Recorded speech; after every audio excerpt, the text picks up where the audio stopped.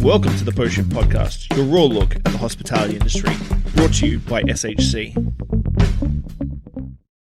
What's happening there, everybody? I'm a little late for my Tuesday post shift shot.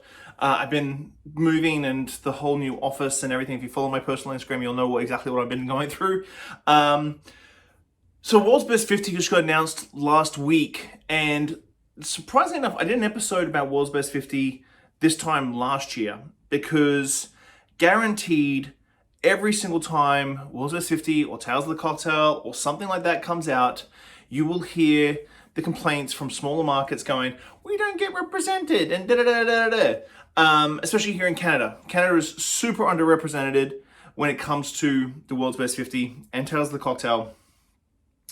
And I can tell you exactly why.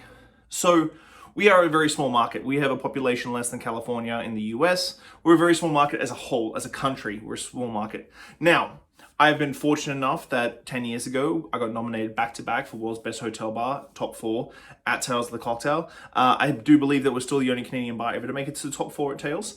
World's Best 50 has been elusive to me for a number of years. And I help out with Tales of the Cocktail, and I help out with World's Best 50 as a judge. I'm going to be very open about that and transparent about that, because I'm one of the Canadian panel. And so this year they separated everything up into much more diverse panels. And then the heads of those panels, which I will not tell who that is, heads of those panels put together a team to look after their country. Now, why do I think Canada doesn't get represented as much as it should? This year, in the top 100, actually, for the very first time, Bar Rival in Toronto cracked the top 100. I believe Kiefer Bar has once done it a couple of times as well. So how do we get more representation in the Canadian market for World's Best 50, Tales of the Cocktail, that sort of stuff? This really comes down to, you're not a massive PR company, which I've seen the complaints about. We don't have big PR companies looking after us, or big marketing companies. This really comes down to networking and then doing things for the betterment of your culture and your city. So I've been asked this a lot. I've done seminars on this, how to build a small city cocktail culture. I've won awards for this. I think I can speak pretty openly about how we get these nominations to Canada. So it's sort of a couple of threefold, I suppose. So threefold. We know most of the judges who are kicking around. We know most of the top end industry people who are always asked to judge these places or judge these cities, judge the awards. But have you ever got them to your city? Now, you can say, well, my city's not a layover city. My city isn't a city that people regularly come to, all this sort of stuff. And I completely feel you.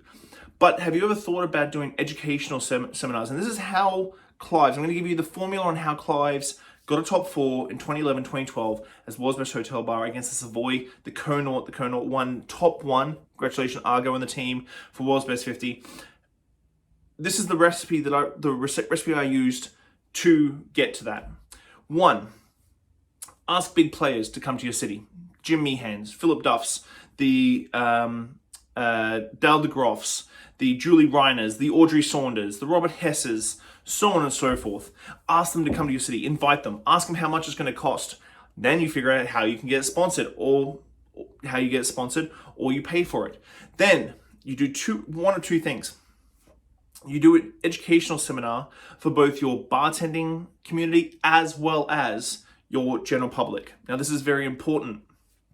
Showing that your city has the cocktail culture, that you can do the exact same session for the general public as well as the bartenders, is ridiculously important, because when it comes to citywide culture, this is very important. It shows that just your venue isn't doing something special, that people in the city are actually expecting and experiencing this and actually seeing how good it is, for your perspective of having great loyal guests, and from the person who's visiting who's like, holy shit, fucking hell, like you guys have got like 100 people who just follow you like religiously. These two things. Now, it's a ton of work. Don't get me wrong. I'm not saying this is going to be easy, but this should be folded into, and this is how I look at it, This should be folded into the marketing and PR and advertising budget that you have per year to maximize your exposure. Now, you might invest in ads for local magazines or local newspapers or Facebook ads or Instagram ads, which is a whole different thing, which I think is still underpriced. But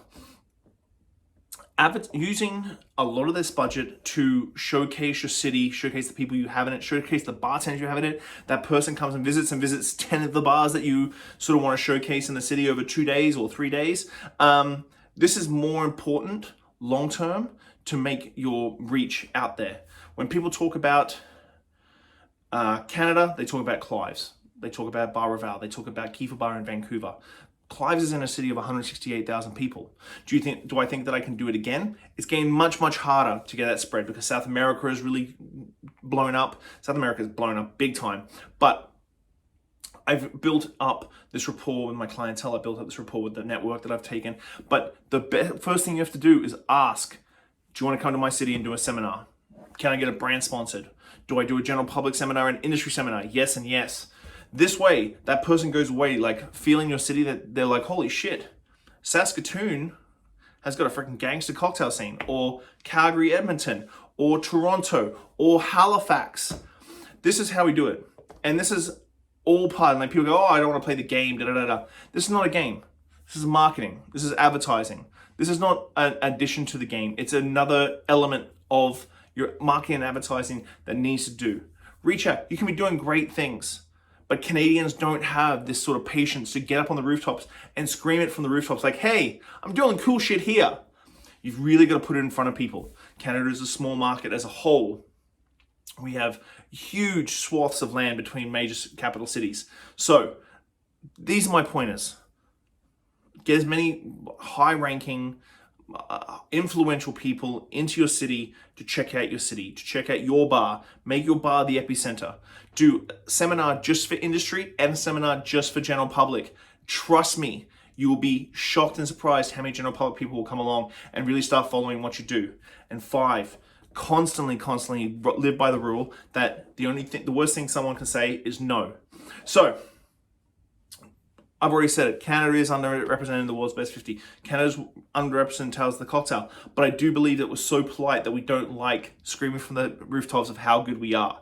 And it's something that needs to be shown. You need to put yourself on the world stage. You need to show the cool stuff you're doing. That includes social media. That includes Facebook, Instagram. That includes asking these people to your cities. These are little things that can help you get a little bit more noticeable. Now, if you don't do anything for awards, if you don't do anything in your bar, or you just want to run a great bar and fantastic and da-da-da, do not complain about not getting the awards.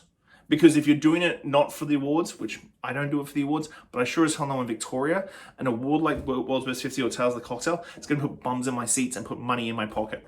So, if you're not doing anything for awards and you think that you should just be a bar, fantastic, but I don't want to see a Facebook post saying, wow, we don't get represented in the smaller markets, because if you're not doing anything to push yourself out to a bigger market, then that's on you. That's not on the people who are judging. That's not on the people who fly around the world and do these things. That is completely and utterly on you. You can't have one without the other.